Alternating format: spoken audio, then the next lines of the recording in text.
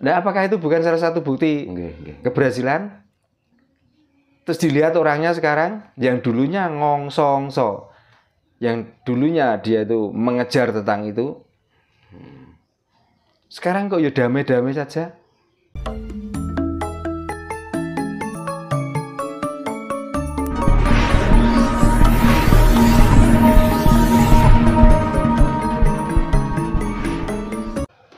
Makanya banyak orang yang sudah melakukan spirit, orang yang sudah melakukan tentang ajaran, apa saja, baik agama maupun kapitayan, hasilnya zong. Masih zong.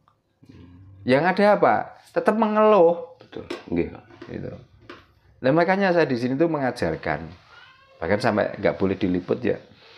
Orang-orang yang seperti itu maka saya arahkan ke tujuan. Kalau saya menyuruh orang itu berjalan ke utara atau ke barat atau ke timur,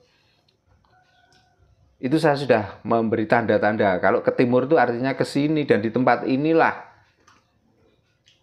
Bukannya hanya menuju ke timur saja. Setelah di timur kamu harus melakukan sesuatu.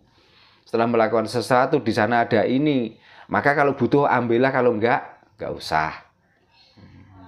Supaya apa? Kita kembali umpama dari selatan ke utara. Dari utara kembali ke selatan kita sudah membawa oleh-oleh.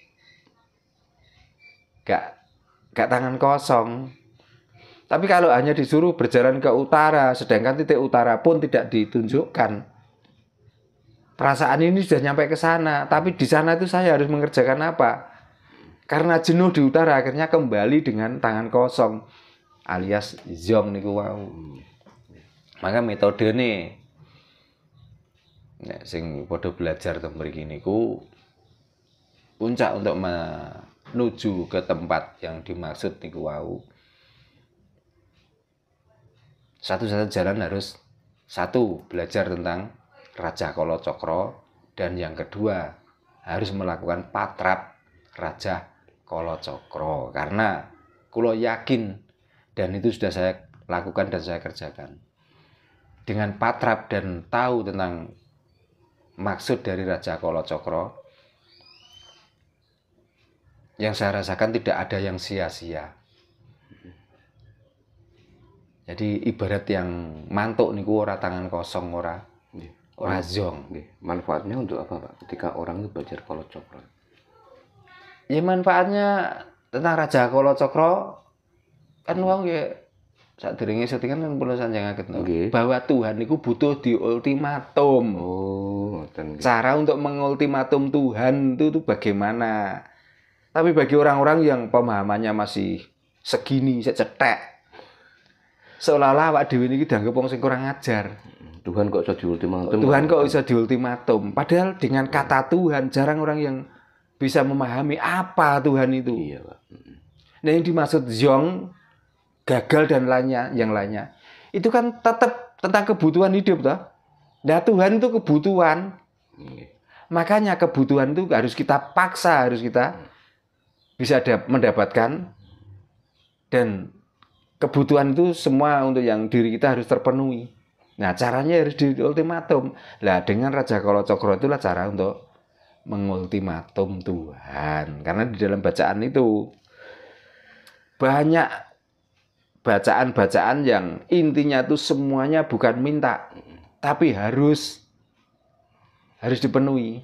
Lek kula nyuwun, nek diparingi ya karepe Tuhan, nek diparingi ya karepe Tuhan. Tapi lek teng Raja Kalacakra ini kan harus, dikala kita tidak punya uang harus ada uang, dikala kita hidup sengsara harus kaya, kan ngoten. Nek kula nyuwun, wong jenenge wong nyuwun, dikei karepe, makanya diajari mawon nyuwun sampai saat ini. Memintalah. Ngoten. Salawasin jaluk. Lah perkara napa? Ora tahu didudono koncine carane meksa Gusti to meksa Tuhan. Makanya Raja Kalacakra lah metode untuk memaksa Tuhan supaya apa? Dikala orang lain bisa naik mobil, kita harus bisa. Dikala orang lain sudah punya rumah bagus, kita ya harus bisa. Nah, ukuran bagus itu relatif. Ora kok perkara magrong saking gedene niku bagus. Walaupun keadaan seperti ini tapi kita damai tentram, ya inilah rumah yang paling bagus. Ini kan sudah banyak gitu Pak orang yang belajar Raja Kalacakra dengan Pak Darno gitu. Kan pasti beliau-beliau kan sudah menceritakan kan tentang manfaat belajar Raja Kalacakra. Seberapa persen Pak beliau yang belajar Raja Kalacakra dengan Pak Darno ini keberhasilannya berapa persen Pak? Keberhasilan ini bukan karena Raja Kalacakra ya. Raja Kalacakra itu metodenya. Tapi keberhasilan karena dia itu mencintai sesuatu yang dikerjakan. Contohnya bagi pedagang menikmati tentang dia berdagang. Ya, kalau dia punya bisnis luar, dia mencintai tentang bisnisnya yang di luar. Ya. Tapi kan bisa dilihat sendiri toh. Setiap malam Senin kebanyakan di sini itu ya masih ada yang pakai roda 2. Tapi roda 2 pun yang awalnya itu cuma Supra tahun 2002, 2001. Sekarang sudah melangkah ke Beat sampai Vario sampai NMAX toh. Yang tadinya mobilnya cuma Xenia sekarang sudah kebanyakan pakai mobil Innova. Nah, apakah itu bukan salah satu bukti keberhasilan? Terus dilihat orangnya sekarang yang dulunya ngongsongso, yang dulunya dia itu mengejar tentang itu, sekarang kok ya damai-damai saja. Kan tidak ada rasa lelah, tidak ada rasa bosan dan lain sebagainya. Sekarang kita mencari ilmu atau pencerahan. Besok pulang tetap jualan. Sekarang kita sudah laku banyak dan mendapatkan untung banyak. Dia nggak berhenti di situ, malah semakin giat bekerja supaya mendapatkan yang lebih banyak lagi. Saya tidak pernah mengajarkan mereka harus beramal, pernah saya ajarkan harus nyumbang ini dan itu. Kenapa Pak kok dilarang? Itu kan bagus untuk rasa sosial. Bagus, tapi kalau saya dogma harus menyumbang kan artinya karena saya. Gitu. Kan biar dia tahu rasa sendiri. Saya sudah punya, orang itu nggak punya. Nyatanya tanpa saya suruh seperti itu. Sudah melakukan setiap sendiri, ketemu orang yang dianggap di bawah mereka kok dia memberi. Jadi kan sentuhan rasa. Jadi nggak harus didoktrin Pak. Nah, untuk apa kita doktrin? Karena dengan mendoktrin dia harus mengatakan embel-embel balasannya. Lah kalau embel-embel balasannya itu nggak dapat, apakah saya ya berani menanggung itu semua? Kan saya nggak berani. Monggo Pak. Nah, itulah buktinya. Nah ini Pak, sekarang ini kan banyak Pak yang orang-orang spiritual ya kan. Ya kalau orang Jawa kan menyebutnya dukun Pak.